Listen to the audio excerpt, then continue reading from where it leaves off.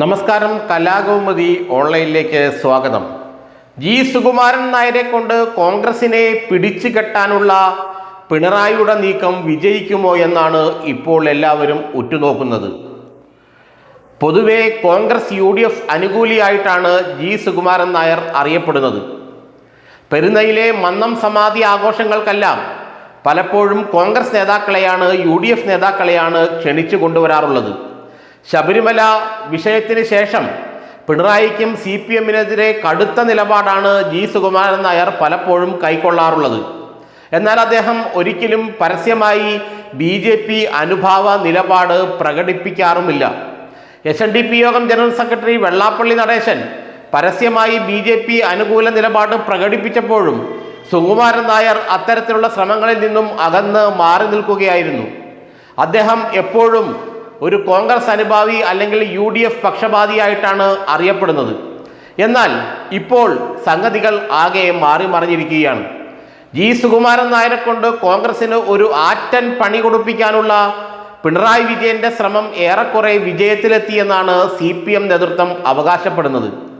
കാരണം NSS വോട്ടുകൾ, പൊതുവെ നായർ സമുദായത്തിൻ്റെ വോട്ടുകൾ കോൺഗ്രസിനും BJPക്കും ഇടയിൽ പങ്കുവെക്കപ്പെടുകയാണ് ചെയ്യുന്നത്. താരതമ്യേന കുറവ് വോട്ടുകളെ ഇടതുമുന്നണിക്കും LDFനും കിട്ടാറുള്ളൂ, പ്രത്യേകിച്ച് 2011 ശേഷമുള്ള തെരഞ്ഞെടുപ്പുകളിൽ. എന്നാൽ ഇത്തവണ നായർ വോട്ടുകളിൽ കുറേയെങ്കിലും LDFനും CPM-നും അനുകൂലമായി തിരിക്കാൻ സുകുമാരൻ നായരുടെ ഈ പ്രസ്താവന ഉപകരിക്കും എന്നാണ് പിണറായി വിജയൻ കരുതുന്നത്.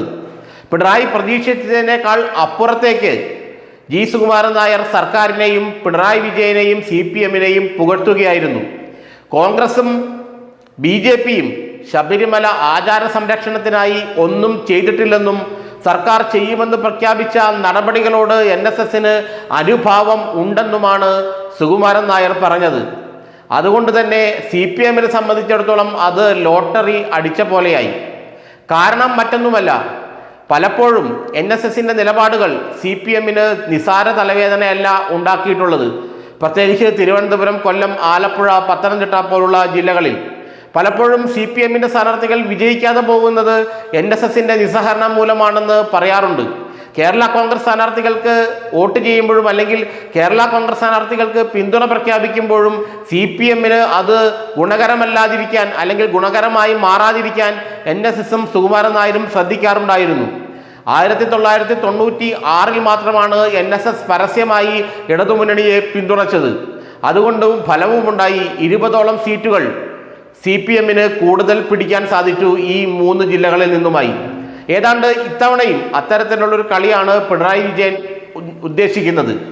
NSS ജനറൽ സെക്രട്ടറിയെ കൊണ്ട് തനിക്ക് അനുകൂലമായി, പാർട്ടിക്ക് അനുകൂലമായി, സർക്കാരിന് അനുകൂലമായി പ്രസ്താവന പുറപ്പെടുവിച്ചുകൊണ്ട് NSS പ്രതിനിധാനം ചെയ്യുന്ന സമുദായത്തിൽ ഒരു കൺഫ്യൂഷൻ ഉണ്ടാക്കി അവരുടെ വോട്ടുകൾ, കോൺഗ്രസിനും BJPക്കുമായി പങ്കുവയ്ക്കപ്പെടുന്ന വോട്ടുകൾ ഒരു ത്രികോണ മത്സരത്തിലൂടെ 3ആയി വിഭജിക്കാനുള്ള നീക്കമാണ് പിണറായി വിജയൻ നടത്തിയത്.